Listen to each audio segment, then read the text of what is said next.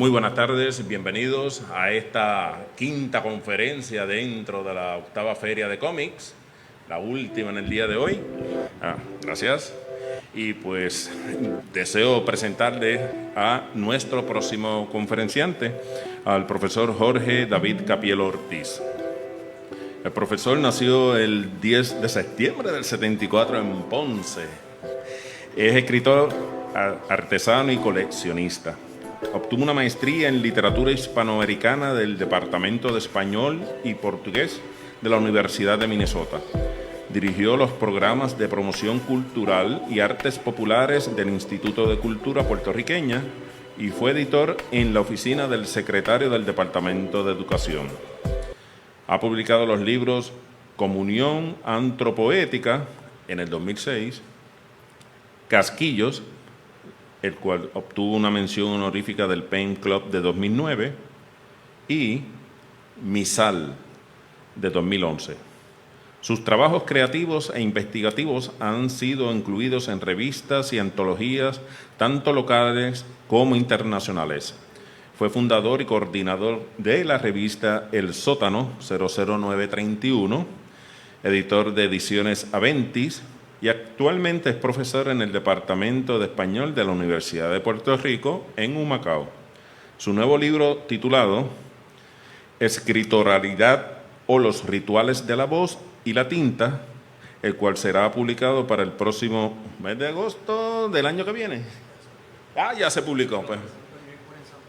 El miércoles en Santo Domingo hará la presentación de este libro. Estamos actualizando ahí. Y obviamente pues le damos la más cordial bienvenida. Está de más decir que Jorge David es también fanático de los cómics y de los puertorriqueños en el mundo del cómic. Muchas gracias y lo recibimos.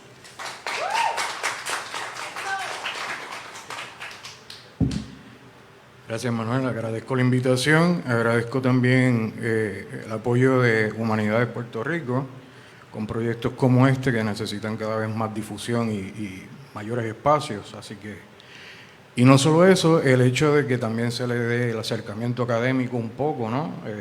La investigación, la historia, contexto, porque hay mucho de cultura que hablar sobre el cómic. Me parece que en ese sentido este proyecto como tal ha dado un paso adelante. Y en ese mismo tema, uno se ve tentado como que a ponerse muy académico, porque es lo que usualmente hago. Soy profesor de literatura, pero vamos a tratar de pasarlo un poquito mejor. Así que vamos a relajarnos. Y he decidido que en vez de hablar sobre literatura menor o subliteratura o todas estas categorías que le ponen al cómic, vamos a hacer una panorámica sobre Ernie Colón. Y más que nada, pues basándonos en sus portadas, en los trabajos de portada. Así que la mayoría del material que van a ver proyectado en la pantalla es básicamente una cronología panorámica de las portadas según voy a estar leyendo la conferencia. Bueno, comenzamos. Buenas tardes, mi nombre es David Capielo, como ya le dijimos, y el texto va como sigue. El señor Versatilidad, Ernie Colón, una apreciación panorámica de su obra. Comenzamos con la etapa de Puerto Rico y Nueva York, formación y carácter.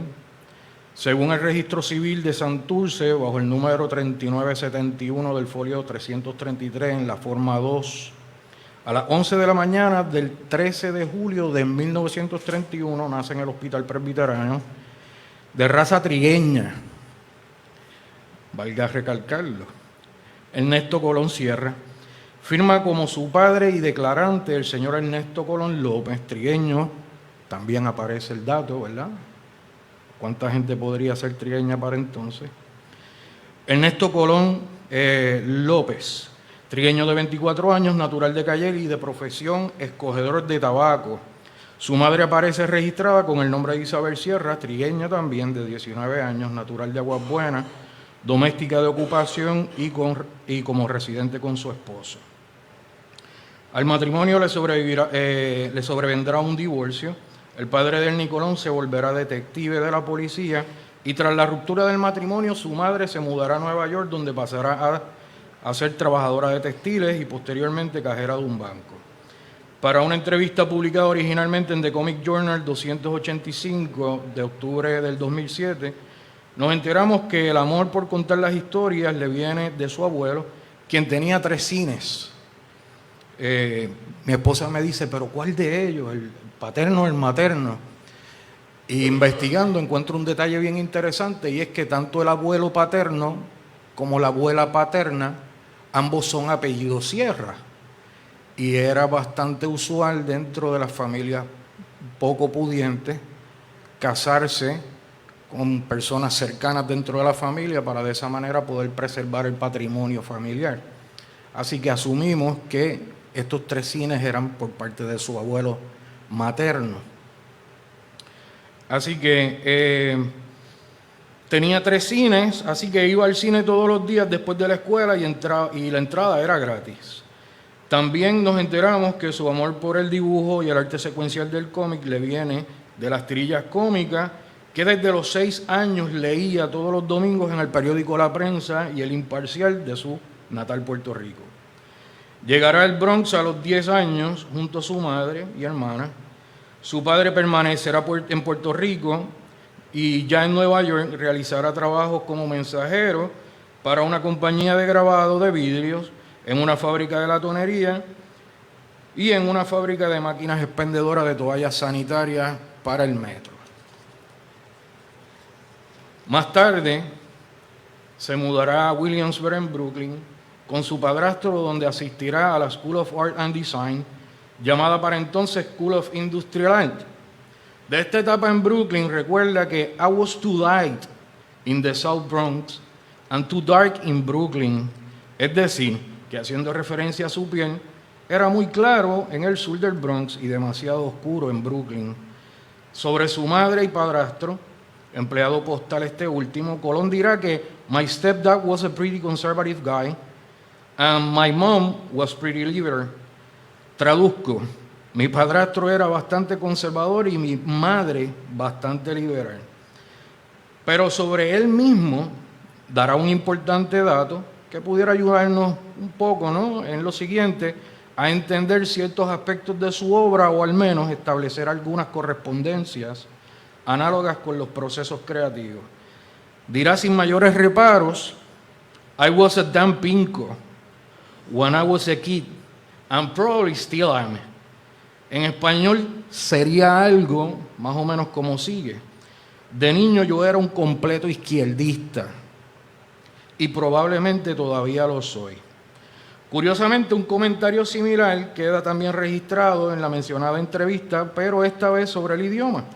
Este menciona que al llegar a Nueva York, obviamente todos ellos hablaban en español, y en el caso de él, dice, todos hablábamos español, yo sabía algo de inglés, pero no lo dominaba, y recalca que no sé si ya lo domino, y esto es una entrevista que le hacen posterior a los 50 y tantos años, así que eso pues comentamos como sigue, dice, y así como por una suerte de ejercicio, por repasar pasado y presente, queda por él consignado su condición de inmigrante como la del puertorriqueño que ciertamente fue.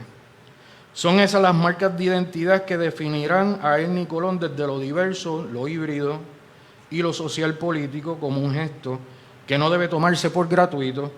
Su sola mención nos advierte de aspectos formativos de su carácter, así como de su obra. Un segundo apartado, carrera y obras, comenzamos con los inicios en la caricatura y el humor. Y nos dirá, Ernie Colón inicia su carrera en 1955 a la edad de 24 años, cuando es contratado por Hank Fisher como entintador de fondos para la tirilla de aventuras titulada Joe Palooka, que era una tirilla de periódico como estas que él solía ver de niño. Okay. Y que básicamente fueron su mayor influencia. Dice Ernie que incluso cuando llega a Nueva York lo que él esperaba no era trabajar con cómic, era trabajar en periódicos, realizando tirillas secuenciales para el periódico. Así que comenzó trabajando para Hank Fisher, que fue el creador de estas tirillas de Joe Palooka. Al mes de estar trabajando para Fisher, se suicida. Y Colón se entera por un anuncio en New York Times que Harvey Comics buscaba un rotulador o un letterer. Así que inicialmente no es contratado, pero a petición de Vicky Harvey, la esposa de Alfred Harvey, uno de los propietarios de la publicadora, es retenido y trabaja para ellos por lo menos por los próximos 25 años. Como caricaturista, con títulos como Richie Rich, Casper, The Friendly Ghost, aquí tenemos algunas películas, tenemos algunas portadas, está Wendy, The Good Little Witch, también tenemos a Playful Little Audrey, Hot Stuff, Little Dog, Spooky y Tough, The Little Ghost. Aquí tenemos a Hot Stuff, ahí tenemos a Spooky. Estos son algunos de los cómics con los que él empieza su carrera y podemos decir que es la caricatura, tanto su lenguaje gráfico como su humor, el estilo con que más lo podemos identificar, haciendo incluso uso en muchas ocasiones del mismo a modo de matriz hibridizante y desestabilizadora. O sea, Ernie siempre va a buscar el humor durante el resto de su carrera. Vamos a ver cómics donde un personaje dentro de un estilo totalmente natural, ¿no? Más apropiado para lo que nosotros conocemos hoy como cómics, de pronto un rostro o un gesto aparece totalmente caricaturizado, rompiendo con el estilo, ¿no? Así que constantemente él va a estar buscando no solamente incluir aspectos de la caricatura en su trabajo, sino que también se va a mantener trabajando con proyectos a través de toda su carrera como dibujante. Así que él mantiene su contacto con Harvey, e incluso cuando llega a Marvel, más adelante vamos a ver que inaugura prácticamente la línea de Stars, que es el sello de Marvel para los cómics infantiles. Continuamos, dice, si bien a sus 6 años aquella tirilla de aventuras lo acercaron al mundo del cómic, también nos dirá que nunca disfruté de los superhéroes, con la excepción del primer Captain Marvel, que nosotros conocemos hoy como Shazam. Ese personaje tenía humor y no se tomaba a sí mismo tan en serio como todos los demás productos gruñones y furiosos de DC y Marvel. Nos queda claro entonces que el concepto de superhéroe, al que desde niño Ernie Colón verá como paradigma, no es aquel esquematizado por el tono grave, sino uno más mundano, por no decir infantil, que pudiera pasearse entre las complejidades de ser casi un dios y a la vez tomarse desenfadadamente la cotidiana humanidad de quien ve el mundo a través de los ojos de un niño. De igual forma, asumirá su arte,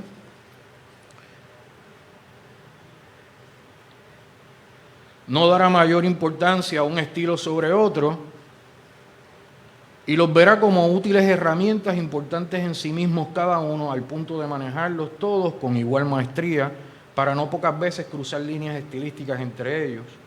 Su trabajo no solo era ilustrar como complemento de un texto, sino que lo ampliaba dimensionando su mensaje.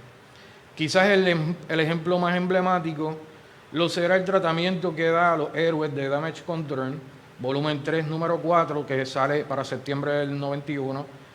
En esta última entrega del título, por la forma en que dibuja la mayor parte del elenco de superhéroes, fácilmente entendemos que no son ellos la importante.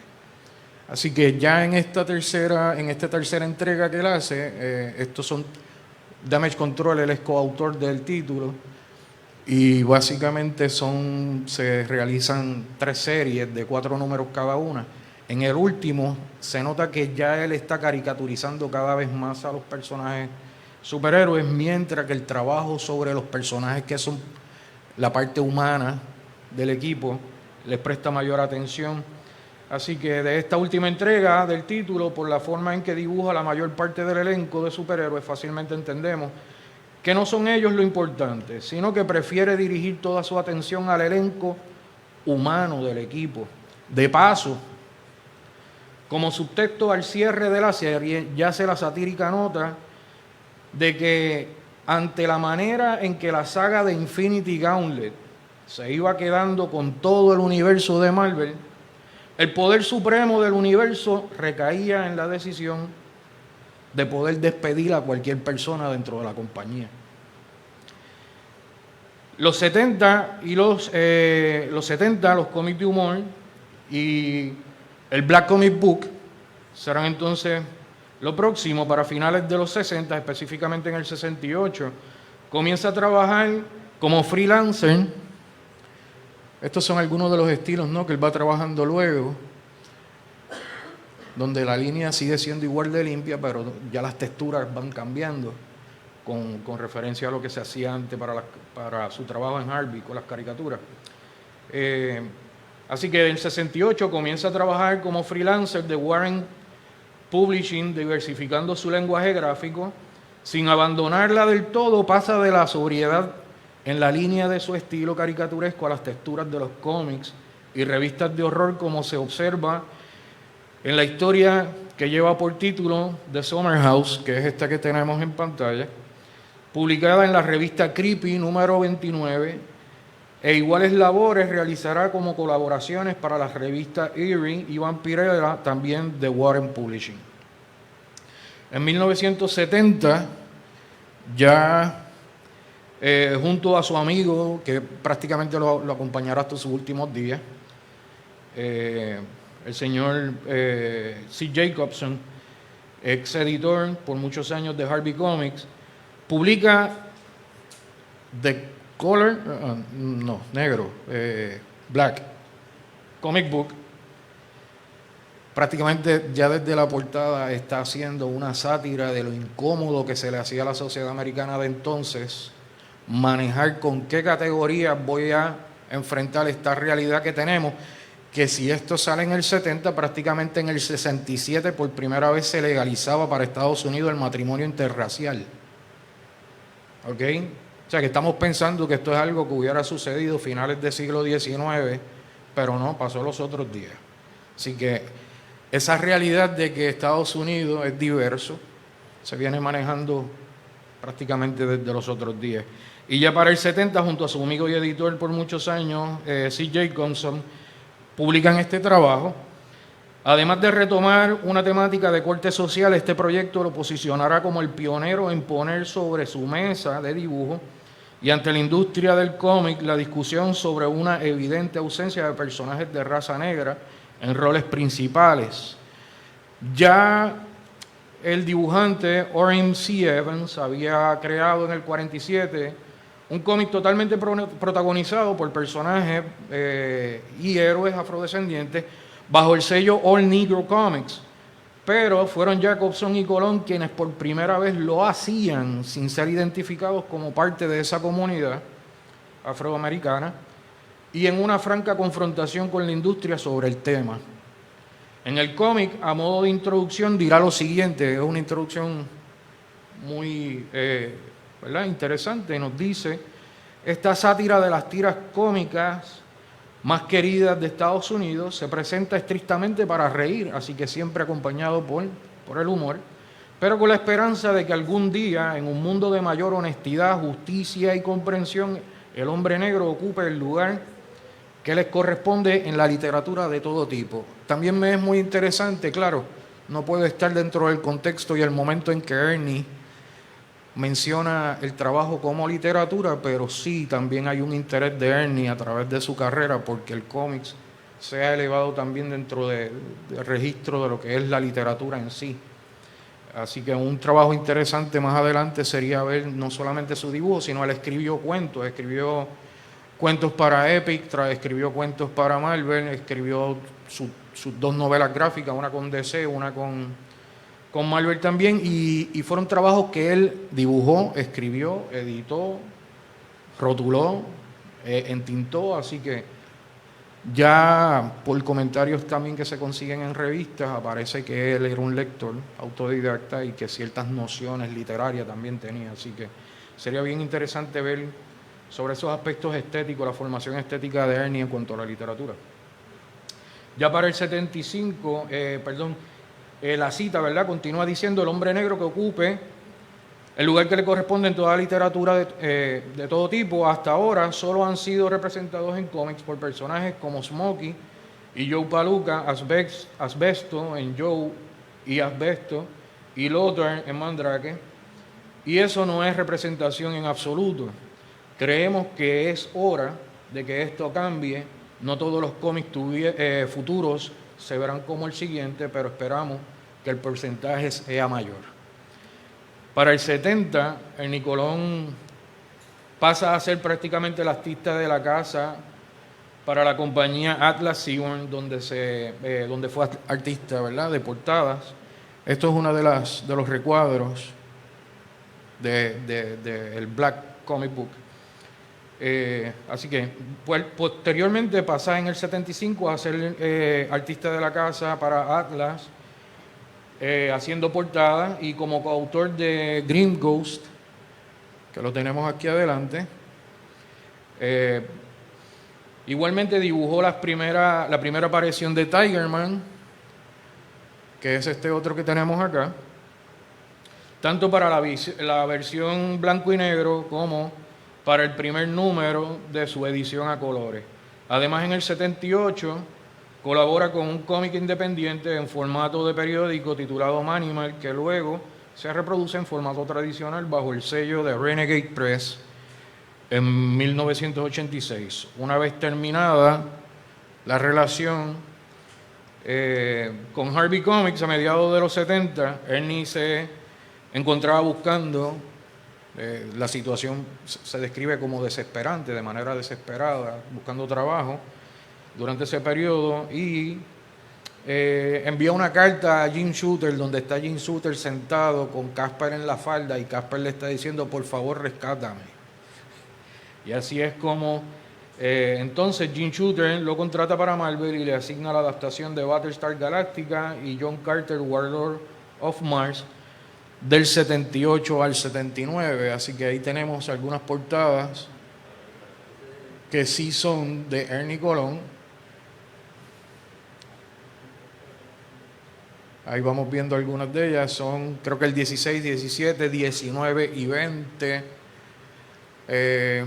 Algunas de esas portadas de Ernie. Vemos ya que el estilo aquí ha cambiado muchísimo. Y es bien interesante porque en la medida en que Ernie van pasando los años, se meten en proyectos cada vez más retantes, y vamos a ver que el trabajo es cada vez más impecable. O sea, cuando llega ya finalmente a los interiores y las portadas de Magnus, Robo Fighter, son unos trabajos impresionantes.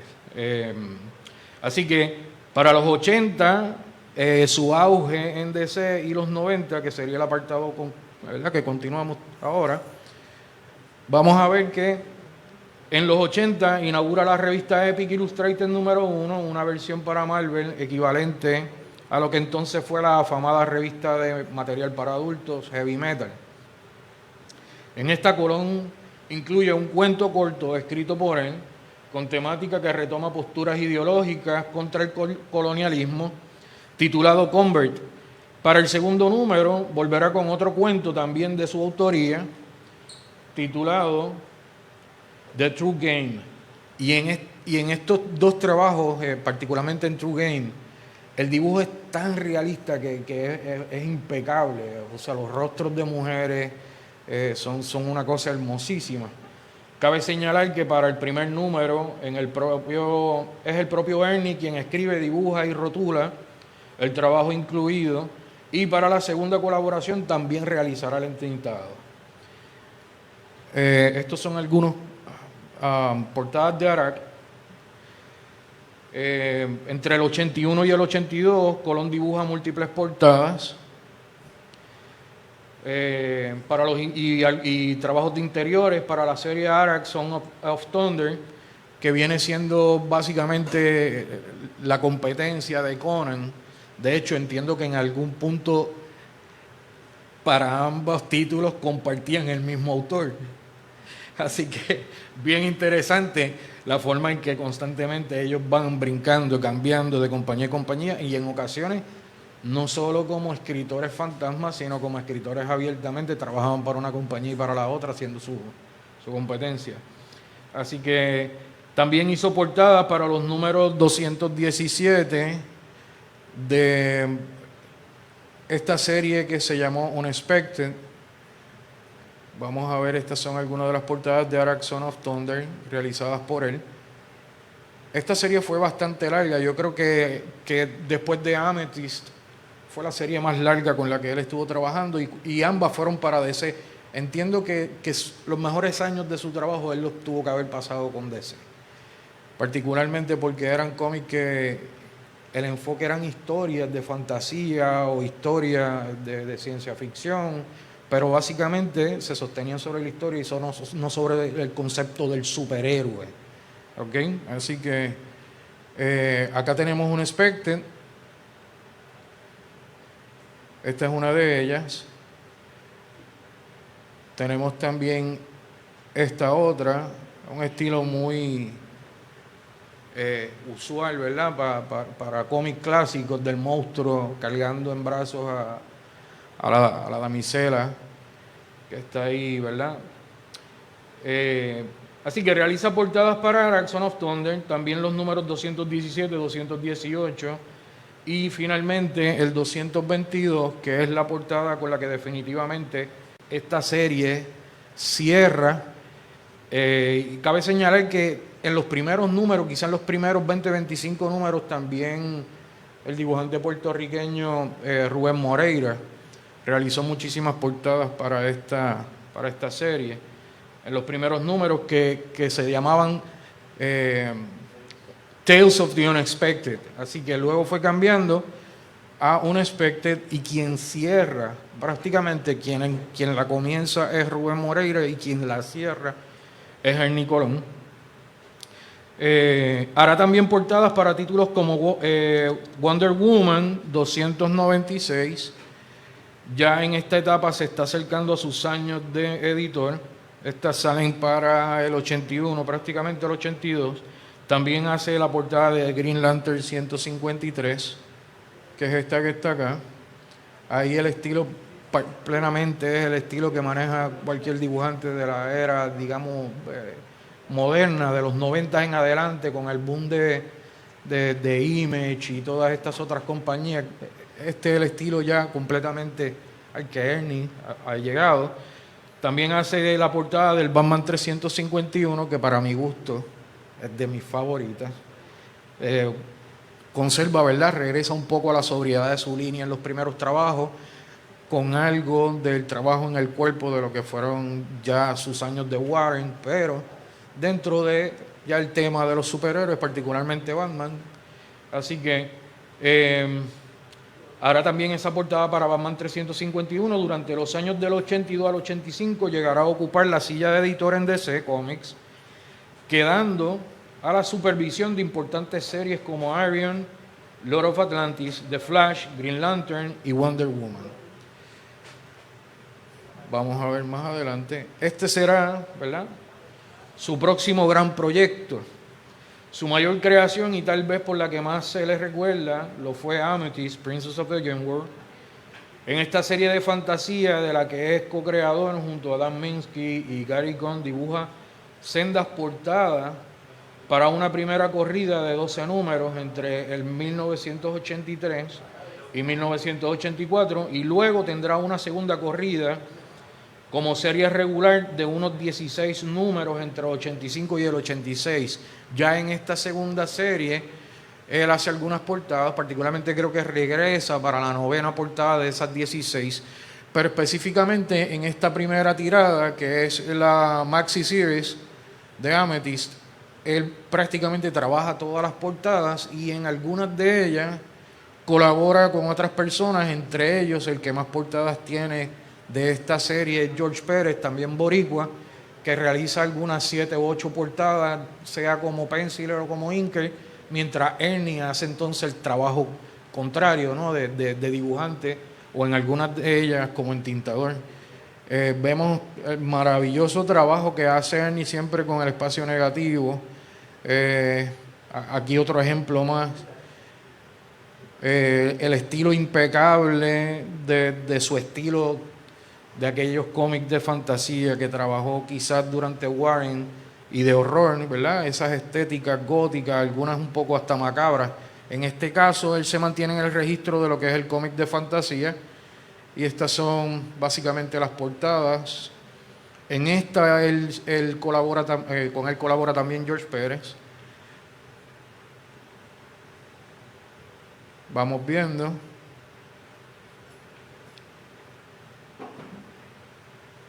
De hecho, trabajos como este a mí me hacen pensar que en gran medida el trabajo que realiza George Pérez para poder levantar nuevamente, para darle reboost a Wonder Woman, tuvo que haber estado influido por la línea y el trabajo de Ernie. Y este estilo también de crear viñetas a través de los fragmentos que corren por toda la portada es algo que luego vamos a ver en trabajos de Infinity Gauntlet y en otras portadas de George Pérez, que suele crear paneles pero de fragmentos o de líneas, ¿verdad?, que van saliendo y en cada espacio él va creando otras imágenes para construir una narrativa más amplia. Así que luego tendrá esa segunda corrida como serie regular y unos 16 números adicionales. De hecho, esta serie luego tiene una serie adicional y entiendo que incluso se realiza una adaptación para televisión en animación. Así que creo que es uno de los trabajos que más revuelo ha creado de parte de Ernie y que más reconocimiento le ha ganado. Entonces, como dato curioso, mientras trabajaba para Harvey Comics en el 73, Colón había realizado una portada para Jackie Jokers, que es esta que tenemos acá, en el número 2, en la que aparece el expresidente Richard Nixon y, curiosamente, luego regresa Marvel en el 87 para en el 88 dibujar la portada para el cómic de Von Winkle y Rocky número 4, una portada en la que esta vez aparece el presidente Ronald Reagan. ¿Por qué traigo a colación el dato? Si el cálculo no nos falla, habría que destacar que, ¿verdad?, el dato curioso de que Ernie es quien único ha incluido 2 expresidentes republicanos en portadas para cómics cuyo contenido tiene como intención llegar a un público lector infantil. No pun intended, como dirían algunos colegas.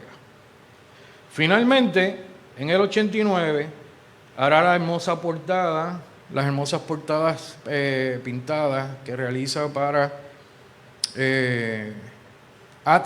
estos son Eclipse Comics, donde básicamente hace unas portadas en pasteles, en un estilo, ¿verdad?, de estética un poco art deco, un poco trayendo el trabajo que ya había hecho con Warren para Creepy e Eerie particularmente, pero mezclando el estilo con líneas art deco y representaciones muy propias de la mejor, quizás, tradición dentro de lo que fue el Pulp Fiction los años 30. Así que realizará las portadas para el 46, que es el 47, todavía con la temática quizás nazi, ¿verdad?, muy presente. En esto Ernie es bastante sutil, aunque no lo deja de lado. Es una persona que, a pesar de tener ideología de izquierda, está muy claro de cuáles son los grandes problemas que atañen a la humanidad y no lo obvia. Así que siempre, aunque de manera un poco más sobria que digamos un Chonbord, Ernie sí incluye el tema, pero no es central en su obra. Es más el aspecto histórico para este entonces. Ahí tenemos entonces la portada 48, la 49, y estas portadas él las realiza para el título de Airboy, publicado para la editora Eclipse. Durante los 90 produce para Marvel las 3 miniseries de Damage Control. Entonces vemos el contraste brutal y la manera natural en que Ernie pasea entre un estilo y otro. Ya acá él está trabajando para Marvel, haciendo portadas para Star, que fue la línea de títulos con interés para un público más joven, y regresa a la caricatura. Así que se le es muy cómodo brincar entre estilos e incluso utilizar elementos de uno en otro lenguaje gráfico. Con Damage Control crea estas 3 miniseries, como ya hablamos antes, ¿verdad? En el caso que mencioné, hablando un poco sobre lo que fue la estética y la temática social y en temas de trabajo, de las que es co-creador, dibujante, artista de portadas y algunos interiores. Hará algunas portadas en interiores para series como Star Wars Droids, Mighty Mouse, que también él va a trabajar con esa línea, ¿verdad? Va a mantener esa línea con Marvel, que básicamente son los últimos trabajos. Esta portada es de la última serie, el número 1 de la tercera entrega, y también va a hacer adaptaciones de los Thundercats. Va a trabajar algunas 3 portadas y varios interiores para la serie de Thundercats, que es la serie de televisión de los 80, que él va a trabajar como adaptación para cómics. Trabajará también en nuevos proyectos editoriales para la época junto a Peter David, como la serie Dreadstar de Malibu y cómics como Dr. Solar y Magnum Robot Fighter, que son estas portadas espectaculares también en crayones de pastel, quizás pastel y tinta en algunos de ellos, y son impecables, son trabajos excepcionales, y los interiores de este cómics, en particular, son alucinantes. Así que regresa de nuevo a Dr. Solar y a Magnus para esa época, ¿verdad? Final de los 80, con la editora Valiant. Un apartado sobre las novelas gráficas y documentales. Quería comentar que en sus últimos años Ernie Colón se envolvió cada vez más en proyectos de tipo biografías y documentales gráficos novelados. Así que Colón continuó colaborando con Sid Jacobson en una biografía sobre el Che Guevara. Estos son algunas portadas también de finales de los 80, principios de los 90. Esa es de Ghost. Esta es la siguiente, la 110, la 109, la 110. Y ya en la época en que está trabajando con este tipo de literatura, da mucho más énfasis, se le da mucho más énfasis al carácter literario de la obra. Se trabaja un arte muy limpio, cada uno de ellos obviamente con su estilo, y así logra Ernie prácticamente darle una identidad a cada texto, ¿no? Cambiando con los estilos que maneja de una manera muy natural. Colón continuó colaborando con Sid Jacobson en la biografía sobre el Che Guevara, titulada Che, a Graphic Biography, así que retoma también los temas sociales, los temas de interés político. Le siguió Anna Frank, The Anne Frank House Authorized Graphic Biography, bajo la supervisión de la Fundación Anna Frank de Ámsterdam. Vlad the Impaler, sobre el caudillo rumano, que inspiró a Drácula, que se publicó bajo la editorial Hudson Press. Ahí tenemos la de Anna Frank. Esta es la del Che, tenemos la de Anna Frank, la de Vlad the Impaler, Vlad Tepes. Y sobre la Warren Commission Report, elaborada por Ernie, aborda el asesinato de Kennedy. Y más adelante, junto a su esposa Ruth Ashby, que fue ilustradora de literatura infantil durante mucho tiempo y fue su cuarta y última esposa, va a realizar, abordando temas principales como discursos, leyes, proclamaciones, decisiones jurídicas de los Estados Unidos, de carácter quizás controversial o que hayan sido casos leading, momentos importantes documentados a través de la historia de Estados Unidos. Van a hacer este texto llamado The Great American Document en el 2014. Realiza además una adaptación gráfica de algo a lo que titularon The Torture Report en el 2017, sobre el uso de la tortura por parte de la CIA en prisioneros tras los ataques del 9/11. Tiene uno sobre el 9/11 que se llama 9/11 Report, que es este que tenemos acá.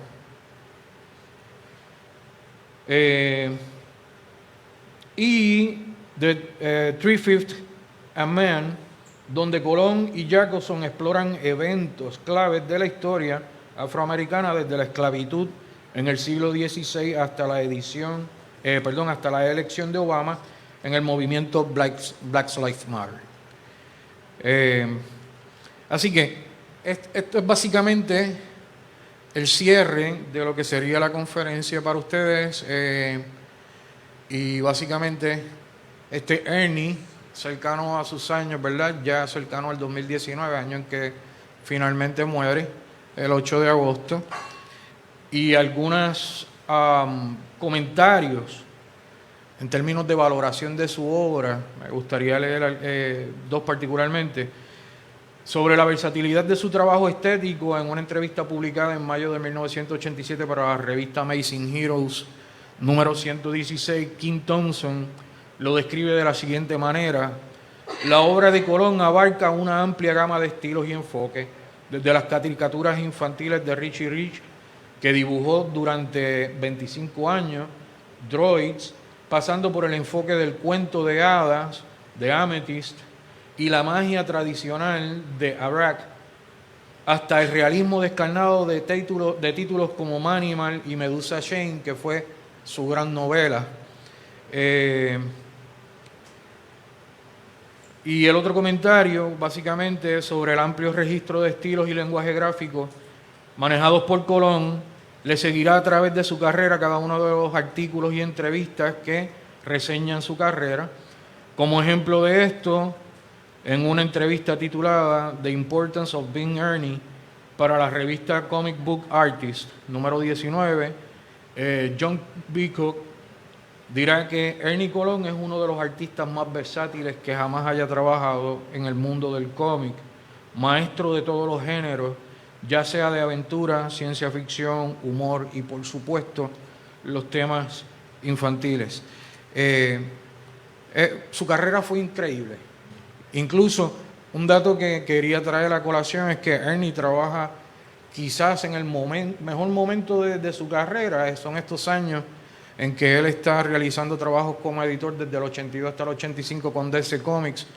Pero quiero que sepan que, a pesar de haber publicado Medusa Chain, su novela en la que él dibuja, escribe, edita, entinta, rotula y hace prácticamente todo el trabajo, se publica en el 84. Sin embargo, Ernie no tiene nada que ver con ese proceso. La novela incluso no tuvo ningún tipo de promoción, que es gran parte de la razón por la que tanta gente la desconoce. Y de hecho había la posibilidad de una continuación, una segunda novela relacionada con la temática de Medusa Chain, y simplemente DC no le prestó ninguna atención. Ya en el periodo en que él pasa a trabajar con Marvel, en los últimos años estos con los que está trabajando la línea de Stars y algunas adaptaciones de televisión, tiene la dicha de publicar una segunda novela en el 1988, y esta novela se titula Axe y no tiene absolutamente nada que ver con superhéroes, ni con ningún storyline de Marvel, ni con Marvel prácticamente.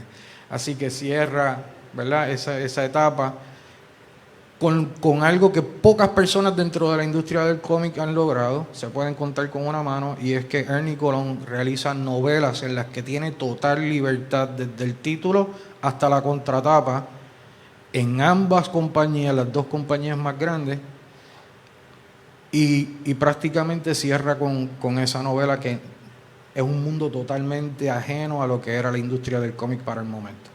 Así que espero que haya sido de particular interés y enriquecimiento sobre la vida de este maravilloso artista, que considero es la persona más grande del Bronze Age y tal vez el más desconocido, no solo en Estados Unidos, sino aquí en Puerto Rico.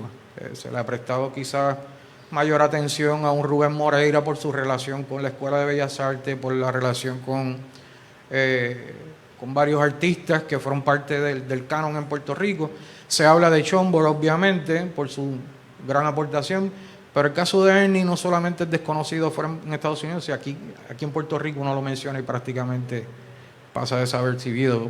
Muy pocas personas lo conocen. Así que gracias por la invitación y gracias por la oportunidad de hablar un poquito sobre su trabajo.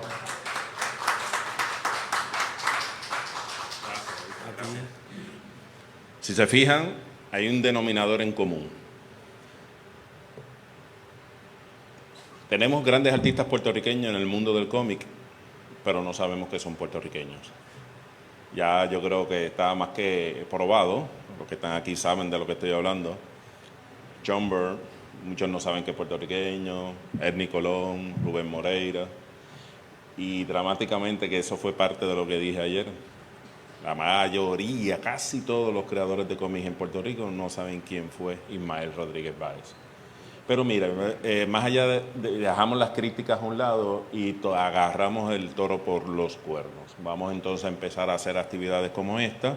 Esa es la visión que ha tenido siempre la Feria de Cómics, desde el día primero, incorporar presentaciones, conferencias que tengan ese enfoque académico del cómic, porque ya el cómic hace rato dejó de ser lúdico. Ya el 99% de la producción del cómic a nivel mundial es para adultos, jóvenes y jóvenes adultos y adultos. Para niños es muy poco. Eso quiere decir que hay un gran cambio. Pues parte de ese cambio vamos a dar a conocer los nuestros, conferencia que agradezco mucho, de verdad. La conferencia de ayer de nuestro amigo Jorge Luis Crespo, nuestro visitante también Enrique. Yo creo que vamos por buen camino, vamos dirigidos hacia eso y gracias a la fundación, que nos ha recibido y ha podido darle continuidad a esto, porque siempre yo digo que los cómics tienen un enfoque humanístico. Muchas gracias.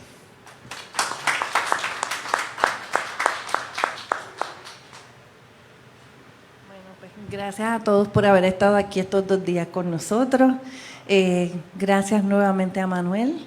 Nos vemos en la 9ª Feria del Cómic. Y estaba comentando acá con la colega Rosalía Ortiz, que es profesora y también lleva a cabo la producción junto a mí de la Enciclopedia PR, que edita este equipo de trabajo. Así que vemos biografías que faltan en la Enciclopedia PR y pues los invitamos a todos los conferenciantes a que podamos hablar de que pueda llegar esas biografías a la enciclopedia para que más gente pueda conocer esta figura. Nada, siempre hay trabajo, siempre que terminamos y creemos, nos vamos con la agenda llena de muchas ideas nuevas. Repito a todos, este espacio, tanto los que nos escuchan desde fuera como los que están aquí, fue creado para conectar a la comunidad de las humanidades, arte y cultura. Así que está aquí para usarse. Nosotros tenemos un calendario bien lleno de actividades que gestiona nuestro equipo, pero asimismo está abierta para pedirla para charlas, para simposios, para eventos, para reuniones de grupo de trabajo. Hay una presentación del libro cada semana. Este jueves presentamos la novela nueva de César Cardona, es publicada por Seis Barral, así que el que quiera venir los invitamos. Pero de verdad es un espacio que se ha convertido en un lugar de encuentro y queremos que lo sea cada vez más. Así que acudan a nosotros y nos ayuden a convertir esto en ese espacio de conexión y de encuentro que queremos lograr. Gracias, gracias, gracias.